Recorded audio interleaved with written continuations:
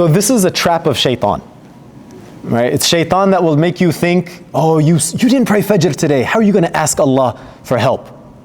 No, man. That's the best. Like, the Quran was revealed for the sinners. This is one thing my shaykh, I remember him saying very clearly. He said, the Quran was revealed for the sinners. Tubu ilallahi tawbatan nasuha. Seek forgiveness in the recommended fashion. Why would somebody who's perfect need that ayah? Okay?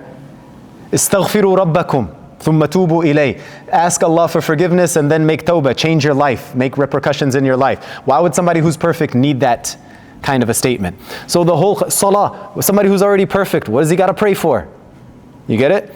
So this is a trap, it's a waswasa, it's a whisper of shaitan to try to get you away from asking Allah subhanahu wa ta'ala for things. Shaitan loves it when you try to rely on yourself. Shaitan loves it when you try to figure things out for yourself. Allah loves it when you ask Him. Ud'uni astajib lakum, Allah subhanahu wa ta'ala says. Call upon me, I will answer it, Allah says. Inni qareeb, fa inni qareeb. Most definitely I am close. Ujibu da'wat ad-da'i idha da'an. There is no subtext in that sentence. I answer the call of the one who calls upon me. There's no like in parentheses, well, if he prayed Fajr today, well, if he gave sadaqah, well, if he helped that orphan, well, if he, there's no conditions whatsoever. This kind of relationship does not exist on earth in humanity. You ask me for something, I'm going to want something in return. You ask somebody for something, they're going to want something in return. It's always selfish interactions. With Allah, it is purely selfless. If you pray, does that make Allah any more great?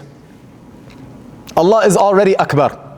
If you don't pray, does that diminish the kingdom of Allah subhanahu wa ta'ala any bit? It makes no difference whatsoever to the greatness of Allah subhanahu wa ta'ala. And so you are asking Allah from a purely humble state. So let's dispel that rumor, dispel that waswasa of shaitan. When you are the furthest away, when you feel like you're the furthest away from God, that's the perfect time to start getting closer.